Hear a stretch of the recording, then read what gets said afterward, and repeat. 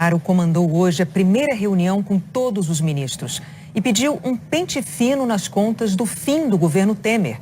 Segundo o ministro da Casa Civil, houve movimentações estranhas de recursos. Agora chama Conselho de Governo, o que na prática é a tradicional reunião ministerial.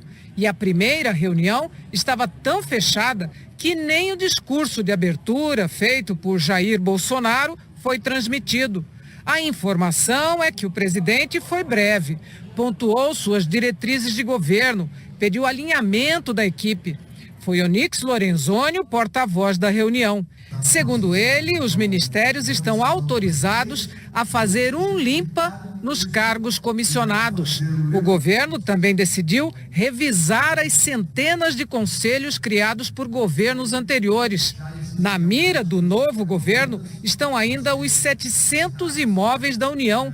Cada ministro terá que levantar onde e como estão sendo usados. O ministro da Casa Civil disse que Bolsonaro também quer um pente fino nas últimas medidas do governo Temer, no apagar das luzes. Nós fomos além, verificando que houve uma movimentação incomum de exonerações e indicações nos últimos 30 dias, assim como também houve uma movimentação incomum de recursos destinados a ministérios também nos últimos 30 dias. Então foi solicitado que todos os ministros fizessem a revisão, pasta por pasta, quer de eventuais nomeações ou exonerações ou transferências, e também sobre a movimentação financeira dos últimos 30 dias, particularmente dos últimos 15 dias, que pelo alto volume causou estranheza, e nós vamos acompanhar, e o presidente quer um relatório de cada um para ver para onde foi o dinheiro, por que isso foi feito e se tem suporte para ter sido feito. À tarde, o presidente recebeu o diretor da Organização Mundial do Comércio. Ele disse que conversaram sobre as oportunidades que estão aí, as mudanças que estão se verificando não somente no Brasil.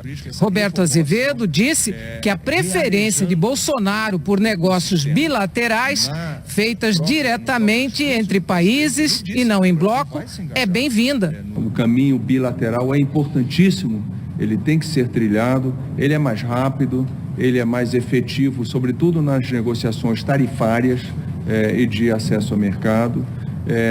O sistema multilateral complementa, né, esse lado bilateral que tem que ser explorado. É o que todos os países fazem. Depois, Bolsonaro visitou a Secretaria de Segurança e Coordenação Presidencial do GSI, o Gabinete de Segurança Institucional.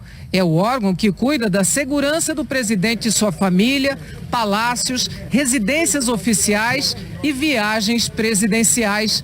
São mais de 700 servidores, militares das Forças Armadas, agentes federais, polícia militar e bombeiros.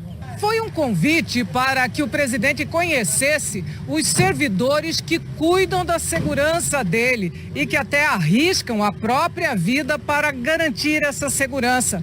O presidente conheceu um simulador de tiros, como funciona o comboio presidencial, entre outras informações, para convencê-lo de que, como autoridade, ele precisa desse serviço de segurança. É sempre uma necessidade nós termos essa demonstração feita para a autoridade, para que ela possa entender o trabalho daqueles que estão ali até para, se for o caso, oferecer o sacrifício da própria vida. A mudança de governo pode ser vista também do lado de fora dos prédios da esplanada. Funcionários reescrevem os nomes dos ministérios, como o da Fazenda, que virou da Economia, juntando o planejamento, parte do trabalho e da indústria e comércio. E a mudança do casal Bolsonaro está chegando ao Alvorada. A família já deve dormir no palácio esta noite. As lideranças do PT e do PSOL na Câmara dos Deputados afirmaram hoje que houve uma invasão de gabinetes de deputados durante os preparativos para a posse do presidente Jair Bolsonaro. Segundo o PT, foram violados gabinetes de 9 deputados. O PSOL relatou a invasão de gabinetes de 5 deputados. Os parlamentares disseram que gavetas foram revistadas e persianas fechadas com parafusos. Os dois partidos declararam que não houve comunicação prévia da entrada nos gabinetes, nem autorização dos parlamentares. Em nota, a Câmara informou que a determinação foi da diretoria-geral da Casa, que não houve comunicação prévia aos gabinetes porque a decisão foi tomada no fim de semana. Não havia tempo hábil e a medida era necessária por razões de segurança. A Câmara também declarou que o objetivo foi evitar que uma eventual movimentação nos gabinetes desviasse a atenção dos franco-atiradores das forças de segurança e que o uso dos parafusos para fechar as persianas foi necessário para evitar que se abrissem com o vento. A assessoria da Câmara ressaltou ainda que a mesma medida foi tomada em todos os gabinetes e adotada em toda a esplanada dos ministérios. O governo Bolsonaro tem agora a tarefa política de conseguir que o Congresso vote as reformas consideradas prioritárias para a economia, como a da Previdência. E as negociações também passam pela escolha do presidente da Câmara. As principais propostas de lei apresentadas pelo governo são votadas primeiro na Câmara. E como a prioridade do PSL, partido do presidente Jair Bolsonaro, é criar o cenário mais favorável para aprovar a reforma da Previdência e as propostas de mudança na economia, o partido decidiu apoiar a reeleição à presidência da Câmara de Rodrigo Maia, do Democratas.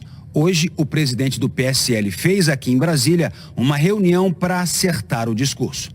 Menos da metade dos 52 deputados do partido participou da conversa. Uma ausência sentida foi a do filho do presidente, Eduardo Bolsonaro. O presidente do PSL disse que todos vão votar em Maia. A contrapartida aos votos já está acertada. Posições estratégicas na Câmara para comandar o debate econômico. Os compromissos que está bem público aí, a conversa que nós tivemos junto com ele foi de que, efetivamente, nós teremos a Comissão de Constituição e Justiça, a de Finanças e Tributação, teríamos uma vaga na mesa, tá certo? E todas as comissões eventuais de economia, nós temos a participação efetiva para viabilizar a nossa pauta econômica, que é o mais significativo para o nosso projeto de reestruturar esse país tão danificado que foi nesses últimos anos. O ministro da Economia, Paulo Guedes, já declarou várias vezes que Rodrigo Maia é o candidato com perfil mais liberal, com pensamento mais próximo ao da equipe econômica. Mesmo com toda essa articulação, o Palácio do Planalto fala em manter distância da eleição na Câmara e no Senado. O presidente reafirmou hoje na reunião, o governo não vai interferir nas decisões, quer para a Câmara dos Deputados, quer para a presidência do Senado Federal. Todos os governos que tiveram grau alto de intervenção ou grau de intervenção, tanto nas eleições de Câmara e Senado, os governos todos erraram. A tentativa de reeleição de Rodrigo Maia também recebe apoio oficial do PRB, que retirou a candidatura do deputado João Campos à disputa da presidência. PROS, PPS e PSD também declararam voto em Maia. Juntos, PSL, PSD, PRB, DEM, PROS e PPS somam 161 dos 513 deputados. O acerto de Rodrigo Maia com o PSL desagradou ao PT, que vinha em conversas avançadas com ele para fechar um acordo. O PT agora vai reavaliar o caminho a ser seguido. Um grupo do partido defende continuar as conversas com Maia. Outro, um acordo com o bloco da oposição, formado por PDT, PSB e PCdoB, que não fecharam apoio a nenhum candidato. O deputado eleito Marcelo Freixo, do PSOL, outro partido de oposição, se lançou hoje na disputa para a presidência da Câmara. Também são candidatos ao cargo Alceu Moreira e Fábio Ramalho, do MDB, Capitão Augusto, do PR, e João Henrique Caldas, conhecido como JHC, do PSB. 3 dos maiores partidos na Câmara, PP com 37 deputados, MDB com 34 e PR com 33, ainda não declararam apoio a nenhum candidato.